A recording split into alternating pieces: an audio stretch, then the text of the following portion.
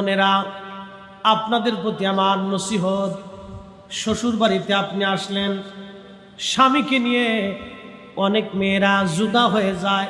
আপনাদের চট্টগ্রামে কি বলে, আমাদের ফরিদপুরের ভাষায় বলে জুদা, আলাদা হয়ে যায়।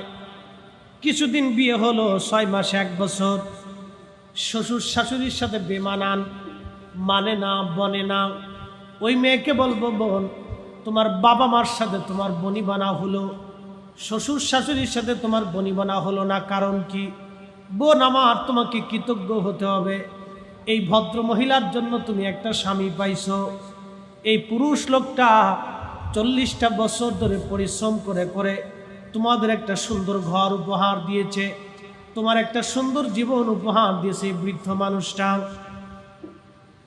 60 বছর ধরে এই বৃদ্ধ লোকটা পরিশ্রম করে করে তোমার একটা সুন্দর সংসার দিল, তোমার একটা জীবন দিল, তোমার একটা সুন্দর বাড়ি দিল, তোমাকে একটা স্বামী উপহার দিয়েছে। এই বৃদ্ধ লোকটা, ঘরের মধ্যে যে বৃদ্ধা মা আছে, এই বৃদ্ধা মা নারীটা ঘরের মধ্য থেকে তোমাকে পরিশ্রম করে করে তোমার জন্য বাড়ি সাজাইলো, তোমার জন্য ঘর সাজাইলো।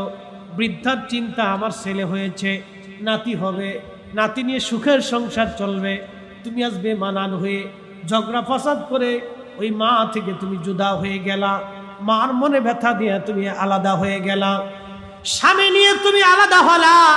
বোন আমার, যদি স্বামী তোমার আলাদা হতে চায়, তুমি স্বামীর সাথে ঝগড়া করতে পারো, না না আমার শ্বশুর শাশুড়ি থেকে আমি জুদা হব না, অথবা জুদা যদি হতেই হয়, আমার শ্বশুর শাশুড়ি আমার ঘরেই থাকবে, আমার ঘরেই খাবে, আমি তাদের সেবা শুশ্রূষা করব। এমন মেয়েটা পাওয়াটা বড় দুষ্কর। বোন আমার, আমি আপনাকে বলতেছি, আপনার কৃতজ্ঞ হওয়ার দরকার, কৃতজ্ঞতা প্রকাশ করা দরকার।